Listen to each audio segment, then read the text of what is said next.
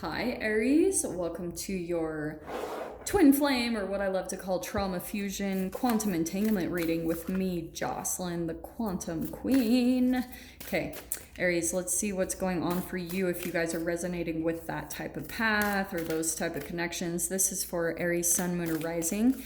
And as always, welcome to my cross watchers. Crosswatcher, you could be dealing with an Aries, and the message is actually for you, so feel free to take it however it resonates with you and your situation. Keep in mind that these are general and timeless readings, and if you guys would like to book a one-on-one reading with me, you can find my information down below in the description box. And just wanted to say thank you for liking, subscribing, and thank you for all the good karma donations. Okay, Aries. Let's just see. Let me grab a few more cards just so I can get a little bit of a better idea around the strength card. That is the whole definition of those connections. Like nothing. You're making friends with your fears, being much more courageous. This is very different though. Let me see what comes out here. Yeah, okay, so you guys could be dealing with a very romantic person, maybe a water sign, a Pisces, Cancer, Scorpio, or there could just be someone that, honestly, Leo, the way it's coming out is you could be in this bit of a role reversal depending on some relationships you've been in the past. So definitely see how this applies. Maybe you guys are going through this now, or you're going to step into this. So that's why I was saying these readings are timeless. So it's giving you a heads up on like when you shift into this archetypal development that you're going through.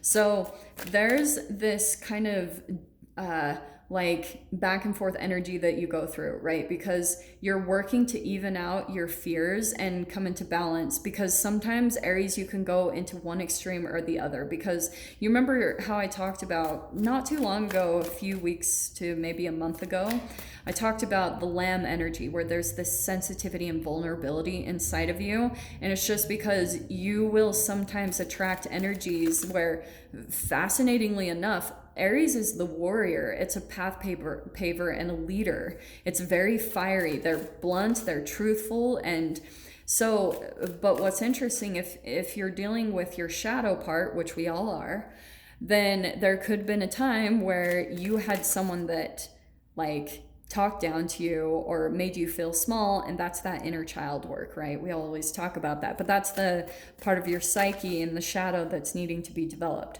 So in different areas of your life, it's going to bring out different parts of yourself, right? So in, like, say for example, in work, you're very dominating, you know, this is where you're going to be able to see if there's a vibrational opposite within you, where there's other times where you feel like you get walked all over, and that's more than likely in your personal relationships, intimate relationships, or family relationships, because they're always going to know what your triggers are. And so that's why I feel like there's kind of this tempering that's happening between the strength card. I've never seen that come out in that way before, but where at times you can be operating so much from fear, and then on the other side, you're really, really strong to try to overcome that, to try to overcompensate.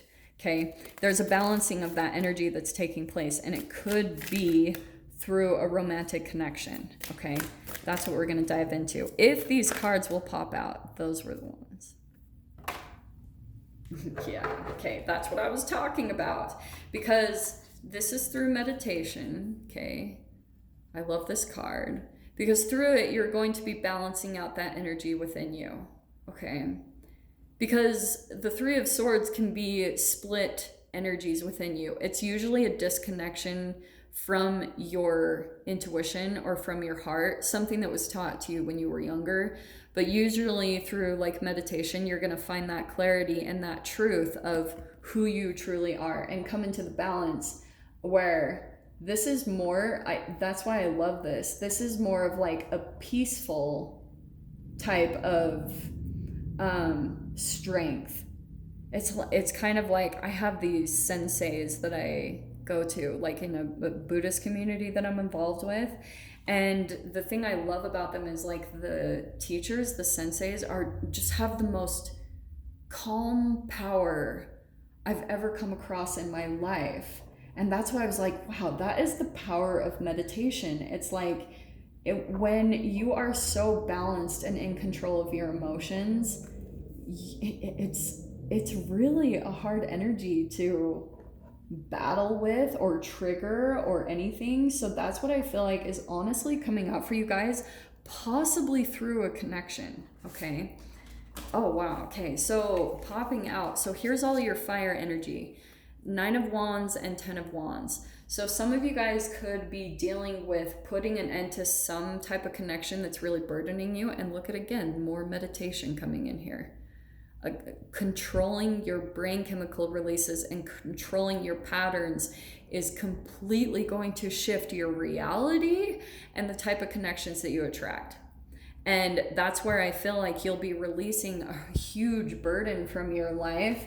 And so there's two sides of this Knight of Cups that's coming in. One's going to be a reflection of an old vibrational you, and then another side is going to be a reflection of you becoming calm, centered, changing your vibration, switching up the pattern of cells in your body. It's a photosynthesis, right? That's what I always talk about with the quantum physics, the quantum biology. So let's dive into this a little bit more. Okay. Oh, those might have been it, but what's meant to come out shall come out, right? Oh, okay. All right. Aries. So this is what I think could be going on. Yeah. Okay, you got shadow work. I love that card. They're so beautiful. Yeah, this is what's happening. A part of your shadow work is that you're still in this mode of taking on things that burn you out. Like you take on too much responsibilities, whether that's you're like trying to save people at times.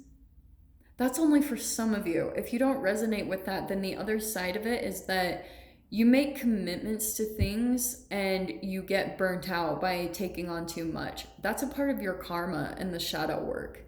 So that's where I feel like, again, you're the moon, the subconscious, that can be illusions that you're pulling out of because that's subconscious. So it can be that you possibly have a karmic pattern in your family where you're kind of outside of yourself, running around doing things more from the mental mind. And I know a lot of people say that, but it's very much so true.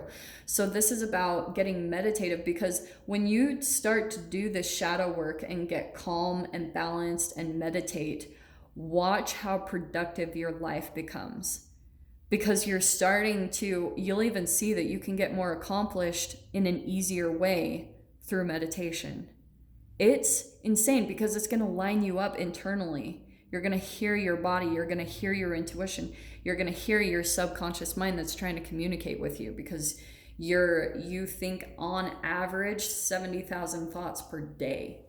You're only aware of maybe like 2,000 to 3,000 of them. Isn't that insane? Because your conscious mind is just overanalyzing one thing. And that's where I feel like for some of you, it could be regarding some type of connection, or you're wanting like a knight in shining armor to come and save you. Don't get too caught up in that fantasy, okay? Because you almost like, and I'm not saying you guys are not doing this, please don't get sensitive, but you could be in this mode where you're hoping that someone will come and save the vulnerable part of yourself. And I'm only saying that because of the 5 of Pentacles.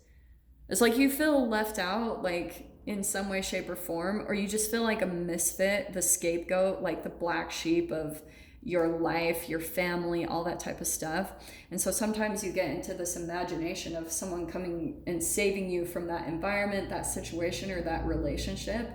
Don't do that. That's why sometimes when I see tarot readings that are like, they're coming in to save you, I'm like, no, yeah, like some of us fantasize about that. Don't do that. It's not good, because if you're dealing with the shadow, and that could be coming up a lot during this time, is a lot of illusions and stuff. Don't like try to stay focused in the now and in the present, because there are so many creative things that will come in to help you pull out of this burden, whatever you guys are dealing with, especially if you're dealing with a connection that's really starting to burn you out.